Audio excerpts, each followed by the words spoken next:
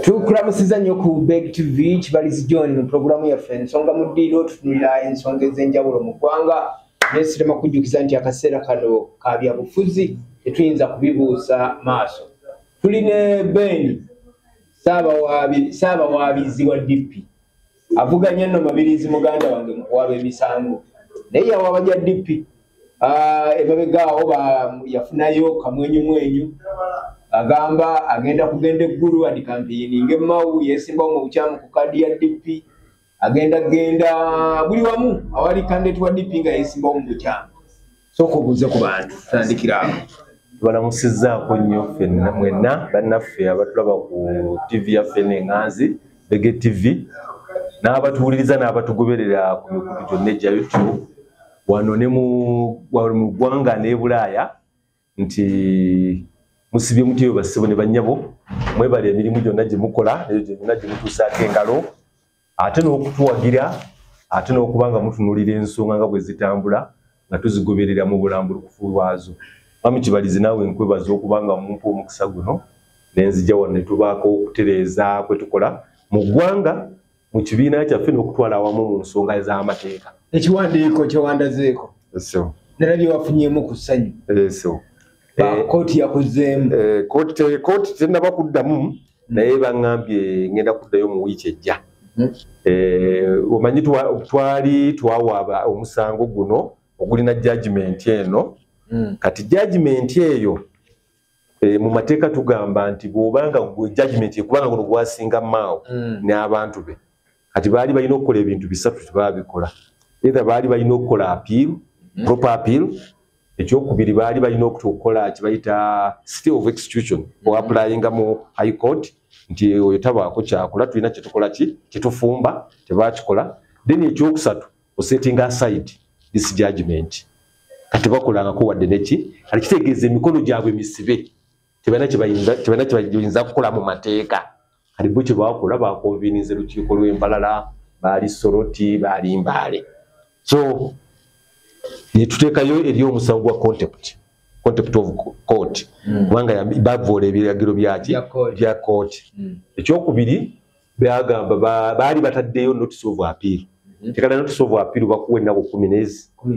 omala ogifayiringa osaavinga bali naye tosaavinga nze nga bwe bannoonya emmawu ne banne baalinga bannoonyeza ku ssaati chambers ezaawaaba gye ziri eza Mizi Lubega and Company Advocacy. Anti mumanyi okudduka embiro ne chambers mumanyi okuziggala temwagala basaavinga chamber eringa nguudi yaddamyano Lubega bo balina ekyabwe balina enge ku mutima. Lwaki weekwekanga bakunoonya okuwa ate lwakuyita okuwa defense nzonjagaza ati okuwa defense yo lwaki weekweka. Mwami Kibalizi nzonjagaza ati olw'ensonga ogenda mu chambers wali era ne balaga nti bakuteerako stamp nti tuli civils nga bwolaba eziri ezange zennina ez'okuva mu court of appeal nga zigamba nti oli civils ebiwandiiko era n'akuwa received copy. Bagamba gwe wadduka weekweka bona oli musajja muyivu wandibikute nobitwale walooyawo ne babisaba ate nze mbasaavingira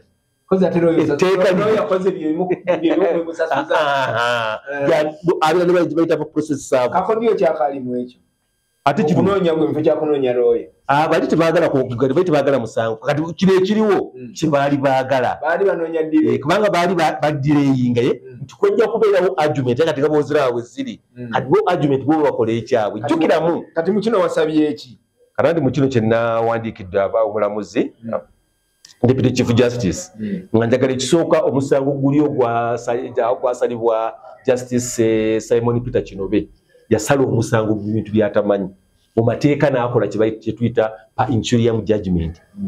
enkyamu teyasoma fayiro tawulirizanko fayiro eri yawulirizibwa Dr. Dagala Singiza okitegeera era Singiza n'agenda ne fayiro nga bamulowooza okubeera chairman wa Judicial Service Commission kati Kinobe mukuwayo andi wuliriza kati etteeka yali alina okusala omusango kubanga ye yaguwulira ne gumala omwaka mulamba nga guwedde okuwulira kati bo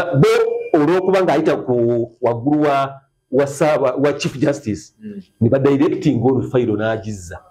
wano ku High Court ontegeera kati bw'agizza wano nebeta Justice Simon Peter Kinove yena akola Panchurium judgment. Yakola judgment nga temuze taze mukulira musango. Failo yaliwo yatunulira failo ya bosoma mu judgment muli. Biyasala yasinzira ko kusala ate sibye nawaaba. Biyasala sibye nasinzira ko kubanga muli bali omulamuzi yawulira omusango ogwo tebamu omukisa yali amaze okuwulira okubanga akola judgment n'agiweereza registra n'agibasomera. Anti katambi kyekibi kyenkugambye nti Honorable Robert Mao abadde akozesa nnyo influence y'okuva ba superior judges ne badirectinga bano. Era kyovulaba kitukomplaininga nti omulamuzi yawulira omusango n'atuwa ennaku emirundi 8 kana ajatuwa eki judgment nga bateekawo ebintu criminal session bamutemu workshop biki finally bwe bamulonda lwennyini yalina okumpa court injunction ngene serving pali kati nkyajja kati ekyo bwe kyagira kati bwe naddayo enkeera nangamba ndi kapitaani nze emikolo misibe kyalina kyenyinza kukola ki naye eri contempt bo ngenda gusala ngubaweereze era yo n'agenda nayo n'atuwa ennaku zaali 13 May nzireyo nno ne judgment yange ekyabula emyezi ebiri ngenda okuddayo judgment kati ndasinga n'omusango nti baguddiza ono mpaka abantu bitya ontegeera so ekikolegaanga judgment teriiko fayiro babennyini bagamba fayiro bagizizza egenda kuhandulika ba Justice Simon Peter Kinove era bagizizza yalina okuddamu kati nembabuuza kubanga ninako emisango emirala omwali Justice Musa Sekana naye yava ku High Court ogenda mu Court of Appeal judgment z'abali zibaweereza lwaki eyange ate ye eyange onagikomyawo so kakati kumanda nona ki mu court ate kati namusabye bawulire court ate kati bw'amala okugusala mu bukyamu ebintu noddayo obutolo ngenda nenkola appeal n'okola appeal ng'owakanya ensala y'omulamuzi Kinove first of all mulimu ebintu bibaleeta kabino kambyogera kubanga bikulu nnyo the point of law bali bagamba nze nakola forgery nenkola ekirayiro nga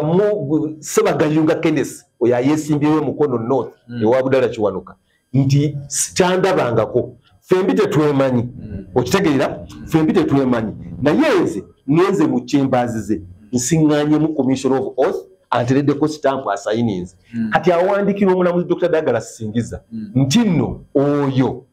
simulabangako era ekyo ekintu kiri defective application bagikole ki bagigobe omulamuzi Singiza nambuuza narrating ekintu bwe kyakoze n'ababuuza ekyo ono amanyi gwe b'osayininga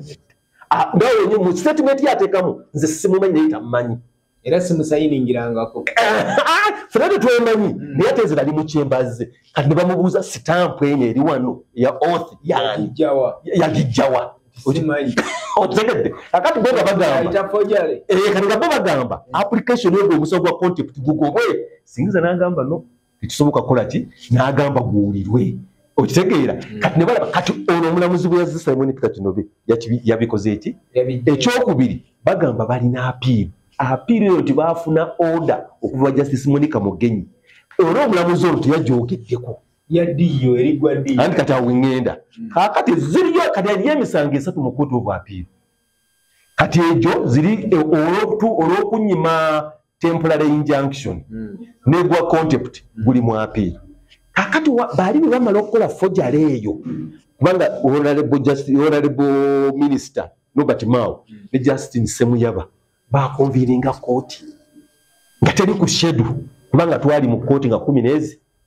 ne batugamba nga 2 mu maaso g'omulamuzi Worship Susan n'atugamba tukomewo nga 28 nga tubagambye nga 28 twamusaba 28 twetaaga aleete abantu aba eyankubiranga amasimu neyasowinga affidavit yakuba ekirayiro abantu kati bali aba kubanga mu court record abantu abankubira amasimu gye bali ontegedde ate yasayininga nti yajja okunsavinga taliko kati ye taliiko kakati tugamba 28 tukola ki bo kye bakola nga 20 November 2023 Honorable Robert Mao Council Semuyaba Land Council Semuyaba bakonvininga court banda Justice Monica Mugenyi n'abawa order nti bajje bansavingire ku simu tinze nabula bagamba tekisoboka bwe mba nabula chambers wezi lawyer wange taliiwo kakati bwe ngende wa deputy chief justice ebiseera ebyo Richard Buteera ne bagamba genda okola apiiru naye ng'ennaku ziweddeyo zaweddeyo apiiru ku ki anti kweri judgment judgment ne judgment sinsayininge kakati neŋŋamba nedda nina kukusaba kusitwakinga out eno notice of appeal ebikole ki eveeko neno judgment eve ku court record nenteekayo omusango ngulubye n'omusango ogwo waagulabi ne tuba ku kibayita court schedule ne bateekayo nenteekayo ne batuwa ennaku ez'okuteekayo ki okuteekayo submission DP n'egaana Kanso Semuyaba n'agaana ne Mmawu n'agaana baabwe ne basiranda baabwe ne bambibasingisa musango ane kati buli abati bakola kati religious twa eyali wansi ng'akola obuvuyo worship Allen Lukundo n'agamba nti atwabadde tukyuka okuva wansi olw'ensonga eyo bano tebabadde na budde bukola ki etumubuuza ate ffe nga twafunye obudda 8 May kati kikwewuunyisa conference ng'eyo teyagenda ku court record mwanyi wamu bunyuka ki kati conference yaliwo nga 23 anti nabayo contradictions eziriwo yalina okubeerawo nga 23 April ontegeera kati neetasobola kutuula wa 23 April neetuula nga 8 May kakati ya 8 May teyakola ki teyateekebwawo eno neesigala nga yeekola ki naye jjukira nga 8 May bawa Honorable Robert Mawonde Kanso Semuyaba bateekemu submissions nga 23 ontegeera so emivuyo giri awo naye bino bino tubigumiikiriza ne tugenda ne tuwandiikira omulamuzi Justice Justice Kiryabwire Godfrey tubunyonnyola n'ebbaluwa era weeri awo ennyonnyola ebintu byonna obukulu bw'ensonga eyo nti tewali nkiiko za DP zirina kutuula until nga this case is disposed of n'atuwuliriza yatuwuliriza n'ashedulinga omusango nga 31 October omwaka oguwedde 2024 tutuuka mu kooti nze natuuka mu kooti kumakya koolo twatula mu kooti sawa ziba ziweranga 4 Kanso wange najja naŋŋamba omulamuzi omwalwadde pano olwefudde teweze tugamba n'agamba kati bagala tushedolingira lunaku lulala naye bagambye batuwanga 5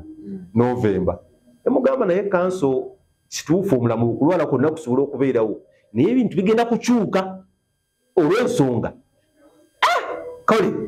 era bwe nakigamba obudde bwe notuuka kawungeezi nga wazzeewo hearing notice endala eyogera ku Mmawu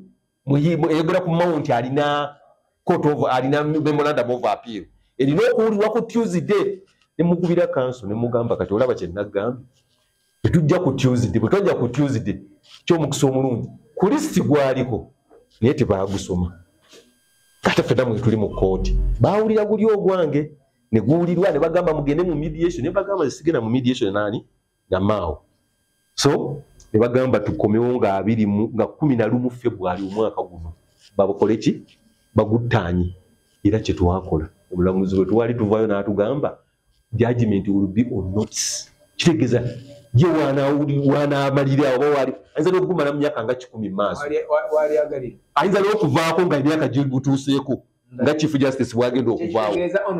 notice kati yo takuwadde budde ate jjukira pano y'abantu abo kati pano eyo omu baamuggyako omu baamuggyako era butuufu ebalanga nsawo kubanga kati okuumira otekintu kyotamanyi tomanyi bwe kigenda kujja kaakati bwekyo baatugambye ekyo kati niize notice tekola ki ate eri Mmawu bali mu disorganizinga kibiina kwekuddayo okuwandika Deputy Chief Justice anti nze bugambye nti yagweragira bali kubanga yatwala kooti eyo yalagire bali naye baŋŋamba tujja gikuwa 240 manye nti 240 okusina okubeera ku notice nga simanyi so kyantutteyo kakati ebbaluwa yagirisiivinga nga 7 omwezi guno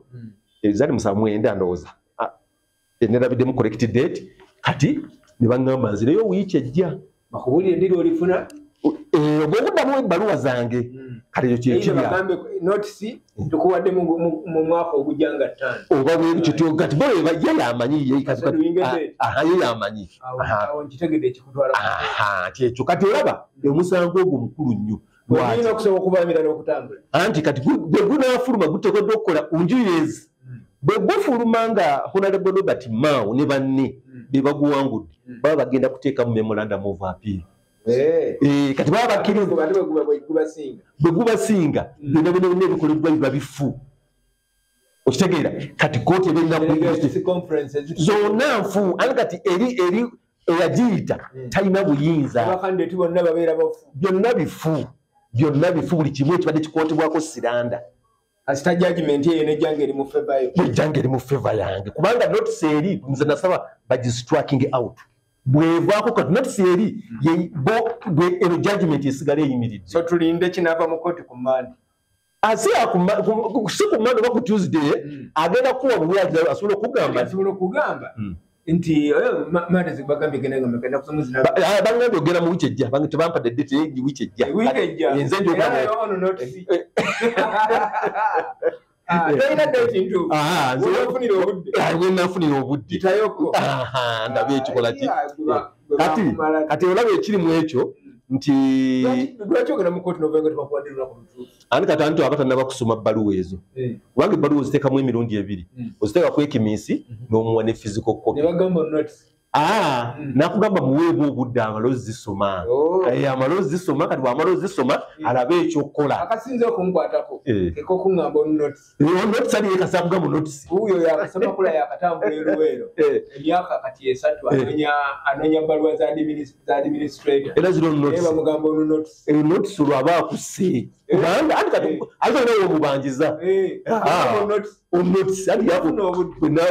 bo banaamaliza bajja kutegeeza. So awo tuvudde kati waliwo ekirala ekyongerako mu byobufuzi ebitambula kati tukyalina okutunulira DP ba candidates byateekawo we tuba tugenda olw'ensonga katusooka tuwummuzeemu abantu baffe katono tubabuulire ne ba client baffe abateekamu ku nsimbi nga abafiego bannaffe aba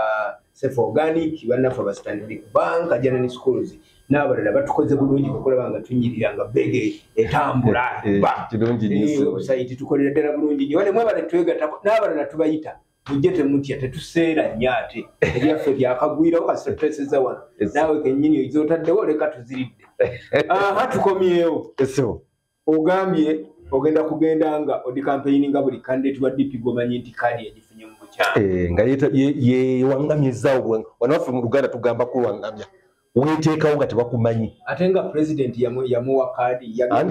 secretariat kubanga ku luno Mao yagamba yayimanya nti waliyo mu bannakigwanyiza bagenda okutabola engaba ya kadi n'agamba obuyinza bw'okugaba kadi z'abo bagenda okugenda abaagala okugenda mu parliament ku nkumbi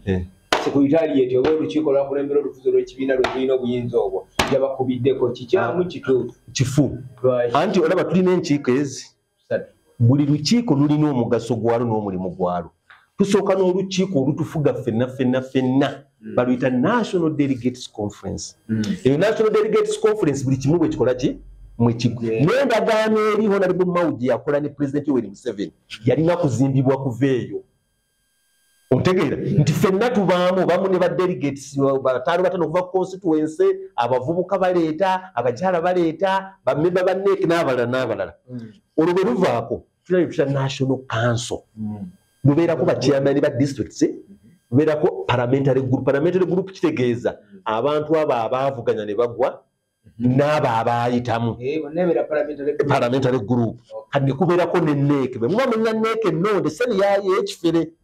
bwe muba mulina NEC eri entuufu kakati abo be bakola National Council kati National Council yerina obuvunaanyizibwa bunene nnyo yekwasaganya eno Delegates Conference nekwasaganya ne NEC yengendo okwogerako eyokusatu ate constituency yeegwawa kati constituency ebeera mu Delegates Conference yabeera mu Delegates Conference naye bwe tuvaayo constituency ekolagana ne chairman waayo wa district kati byeyagala byonna ebiisa mu chairman wa district ne bituuka ku NEC kati bwe tuva tugera ku lukiiko olubeera olukufuzi olukulembera gye bayita NEC gye bayita National Executive Committee ontegeera kati ngeri entuufu yabeeranga ku ba Dr. Semwogerere ne ku ba Honorable Rate Sebana Kizito w'ekitiibwa. Kale ne Honorable Mao 210 ne 215 kubanga wadde ebikatomi waliyo emivuyo naye yalondebwa kubanga yavuganya nani ne Honorable Olulume. So okuva 215 Deputy Ronda nga bukulembeze nga letubeerawo emyaka egi kati gino giri emyaka 10 tetulina bukulembeze tetukola anti mwe mwalemesa mwe bagenda mu kkooti anti nzija anti bamu mukisa akole delegates conference y'eggulu kiyakola eggulu bwe yatuukayo n'agenda ku nsuwa z'amalwa n'akuŋŋaanyizaawo abantu n'alonderawo abakulembeze ekikontana akozesa lulimi luvolambu nsuwa z'amalwa anti kati omulamuzi pulezidenti wa kibiina mwoli kakulage bino sinze nabiwandiika paragraph 41 paragraph iyo gisome amaaso tegalaba. Paragraph 41. The applicant pleaded in the notice of motion that the respondents announce members on a pre-prepared list of the office bearers, including that of the Secretary General. In his affidavit in support of the application, he deposed that the Electoral Commission chairperson, Oye Mubiserere Yariani Mutenyu, chairperson announced the members who had not participated in the electoral process, including Gerard Siranda, including Gerard Siranda, as a respondent's officer bearers. The respondent did not rebut disavowment. The respondent is dash presumed to have accepted that fact. I therefore, I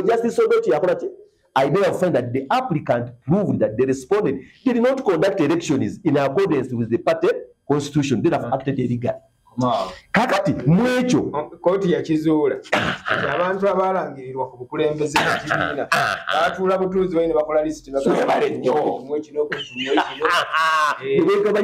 era obujulizi bwatwala mu kooti bwakikakasa okuva olwo emyaka gitambudde. Kakati anti wenzija kakati Siranda bwakeera enkya n'agenda n'akola delegate n'ayita notice n'ayishyura notice nti ayita delegates conference y'embalala ebanfu. Setting aside this judgment. Bwebatuuza delegates conference ne balonda abakulembeze abapya bifu. Tekisoboka kubanga kino kirina kumala kutereera. Bwe bagaba olukiiko ne balonze balugabira ababaka abaagala okwesimbawo kifu. Bweyita NEC n'olwabo lwennyini olwa NEC lufu National Council lufu. Kakati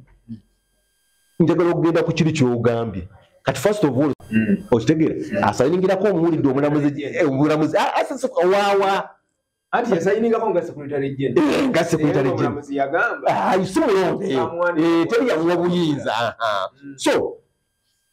kakati nga tetulina bakulembeze at least waali badde okugoberera kino nga bulaba article 69 Kirozi egamba in the event of the parliamentary elections any member of the party who qualifies under the provision of the electoral laws and wishes to stand as a party's candidate in any constituency shall apply in writing to the National Executive Committee for approval. Jukira mu olukiiko luli omulamuzi oli agambe terusiruki luliwo mu bukyamu kanza yagala okwesimbawo ate gyolina okuwandiika namba 2 Kiroze nebeera Kiroze B. The National Executive Committee, having regarded to the ability of the applicant and the interest of the party, may in its absolute discretion approve or reject. Otegere. Na ye a rejecting oba approving ategedwa kuba muki mulonde any such application and shall forward the names of the approved applicants to the respective constituency to the executive committee. Bazayo ko constituency. Balina ki obuyinza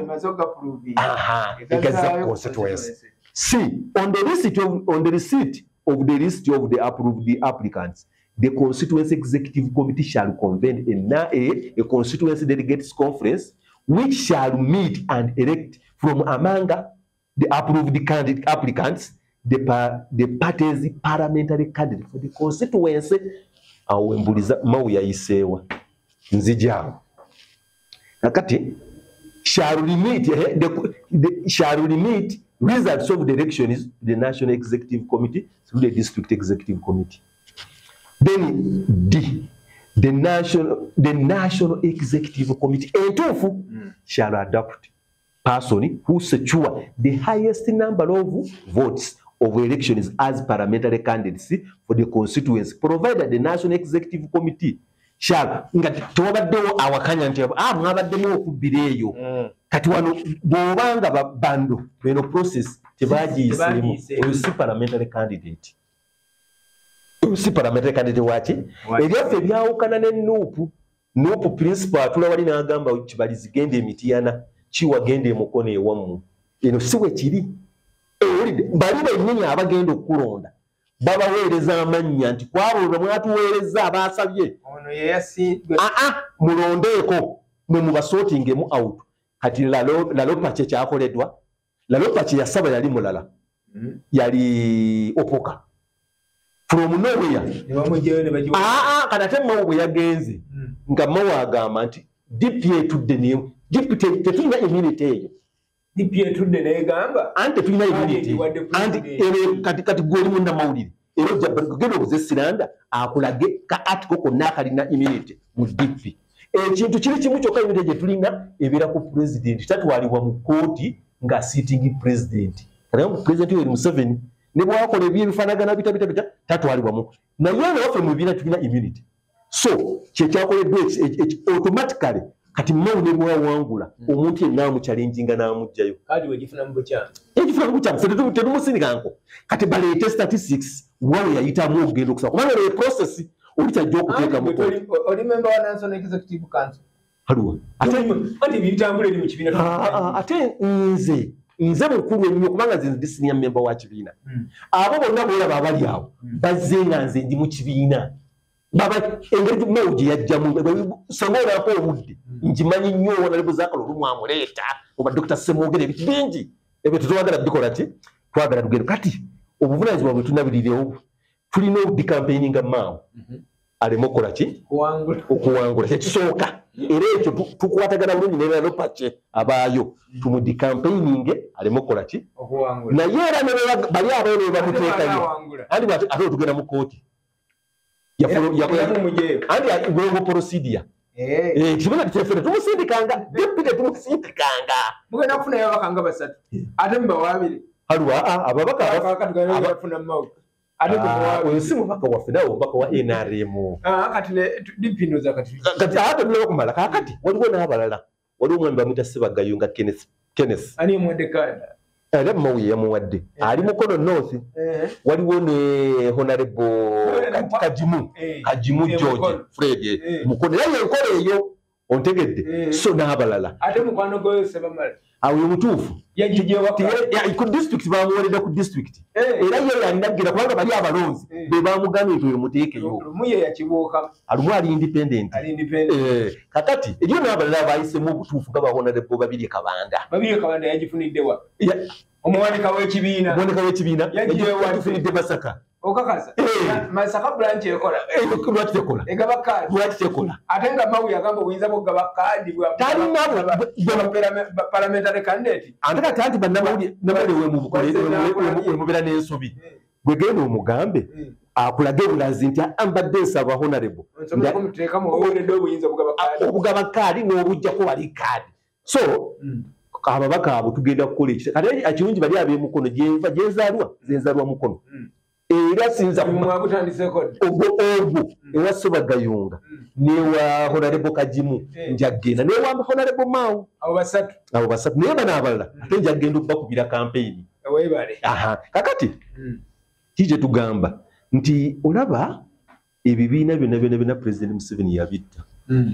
dipinga yemubuzi anti era byonna byenkugambye kati yakola kati olaba eno ku ground fire tukkanya na Mawu okigenda abantu bebasiranda wekitibwa Mugere wa Kasule bambidde Honorable Mbidde Kanso Mbidde yagenze mubende anti era kugundi ku NRM towala bya NRM nga bali wali nga sinabirako bwaga nti wena kadi NRM wa DP va kubyogerwa nza kubulya nze ndi munda mu kibiina ali ku kadi NRM ku ya DP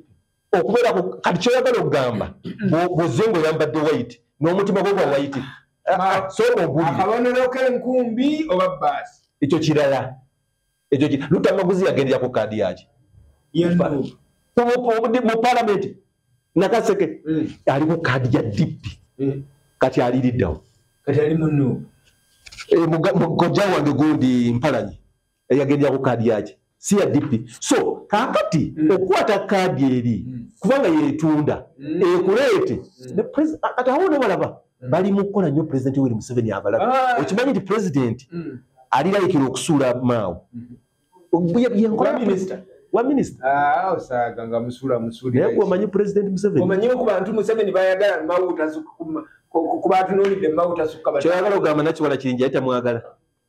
Honorable Nakiwala Kiringi yalina abantu mawalina ekibiina obadde ki owekitiibwa omulamba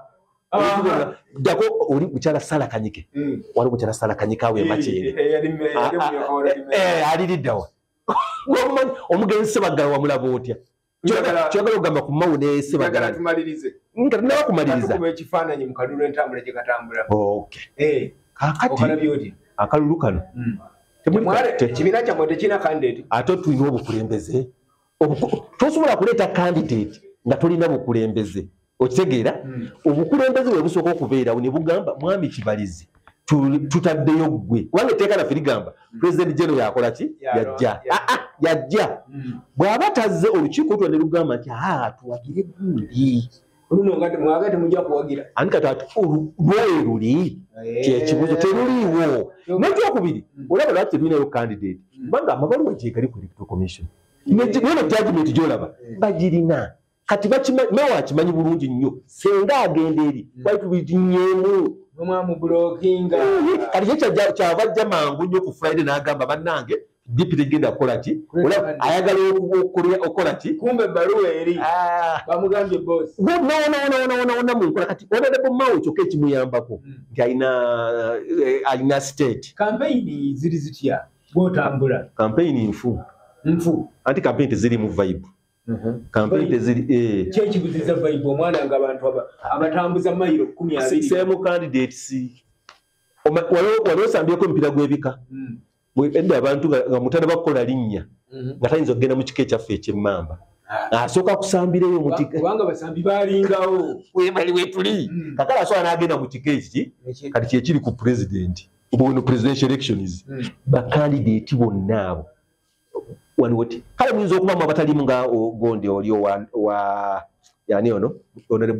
General Mugisha muntu oyo ali mu opposition owa anti naye ebigambo bye tebabiwulira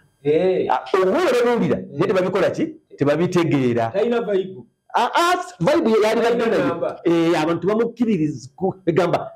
kyakola kyekiriyo era n'opposition kyeyali yagadde naye abantu bamukola ki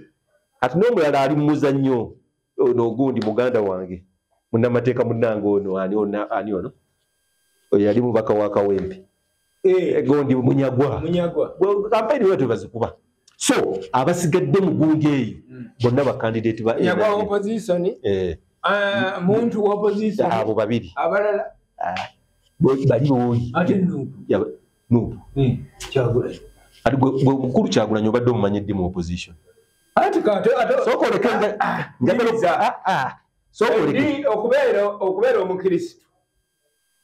baba bakubatiza leero bwe mbabadde musiraamu olwaleero bwe bambatiza bwenzija mu kereziya basifuuse mu kristo obuuse mu kristo naye senga wabeerawo waliwo omuzadde najja n'akubuuza ekibuuzo basifuuse mu kristo obeera mu kristo kati bwe yava mu bidongo n'ajja ku opposition n'atandika okuzoganya olwo yesu opposition kwatagikadiyiddemu akati ekyo katukiveeko njagala tugende gwe bw'otunuuliramu mwami Kibalizi walaba 96 nga tuli ku Dr. Semwogerere n'organization yaliwo ne tujja 2 ku Dr. Kiza Besigye n'olaba organization yaliwo abantu ngeri gye twali tweteekateekamu ne gye twali tukola bw'olaba Kyagulanyi akikoze akalulu buli mwaka sokoleke kabeera n'enkuba nemubeera mu camp egamba nti egenda kujjako oli ali strategic ng'ate nemwekuba kati owulya Muwanga Kivumbi byayogera bonna kati bwe bazze okuddamu omuliro gundi yayogedde ani ono MP Kira Semujju n'atutegeeza n'otutegeeza ebyaliwo ate nosaabira wakubanga naliyo za ku ekitibwa Mpuuga oyo Kigaani agera nga talina bintu byali bingi ontegeera bibadde ebituufu eby'okujja mu ssaawa eno ey'okunoonya akalu jjukiramu President Yoweri Museveni basindise ttiimu egende e Masaka okulaba nti erwana olutalo Mpuuga ne Abedwanika ne Juliet Kakande tebawangula kalulu kisoboka ekyo nupoloze soboleke gw'osindise yaani nawulidde basindise Nambooze simanyi wabituufu anti kati alina impact ki gy'ayinza okukola Nambooze ayogera ennyenje ne zigwa ayogera ennyenje ne zigwa anti kati mu constituency mwennyini mwali yeewofu kati mulabe anti ali eyiwo kyaterera ali Masaka okay ojja kumbuza wano kati njagala okukulaga nti opposition nga muli opposition eri opposition eri united mutuula wansi mwena ne mwogera olulimi olwo tekyasoboka tebatawanya abantu njagala okubuulira ku luno President Museveni ajja kufunira wakati wa 50 to 70 wakati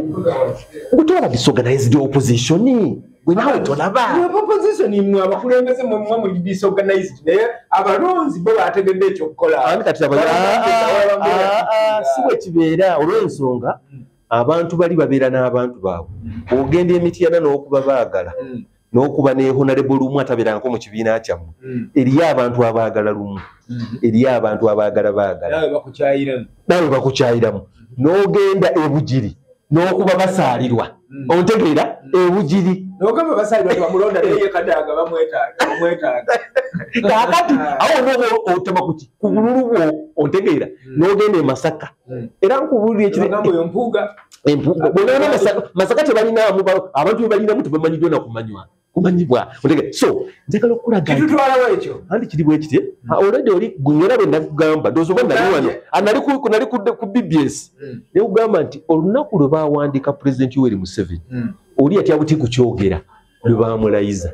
ate kati yalina ebintu ebi kati ali mu organized ali strategic ate akabantu ketokeerabira kali ak'okweyongezaamu n'addira buno nti bubadde 5 ne bufuuka 5,000 ontegeera kakati bw'ogatta ebyo byombi definitely ajja kukomawo nga President nga 15 kyetaagisa mu kaseera tekikyasoboka ennaku zisigaddeyo opposition esobola kukolawo ki okugjako opposition kiyinza okukola ate tekikyasoboka kubanga wonna nomination zaawedde kubanga kati ekya president kyo it is a waste of time era oli gwe bagenda okulangirira ontegeera kati twali baitugamba tuconcentrating ku babaka ba parliament naye kati ogenda kujja mwani okiziba kyakulanyire kabamala mu maanyi bali bagenda okulangirira abana bali ku ground myezi 2-3 banonya kalulu leero 18 si bwe kiri esigadde ndowooza ennaku nga 5 mu ziizo akalulu kakubwe tujja kumpita wano ontegeera nja kubula nti bennakugamba sojago kabana akulabako ejindye emukono ateze nkubulidde kituufu wuliriza olaba Dr. Ssemwogerere mu 96 twagenda mu Mwamboka ne batugamba ewaffe mujjidde bwereere wabula ekizibu kijja kubeera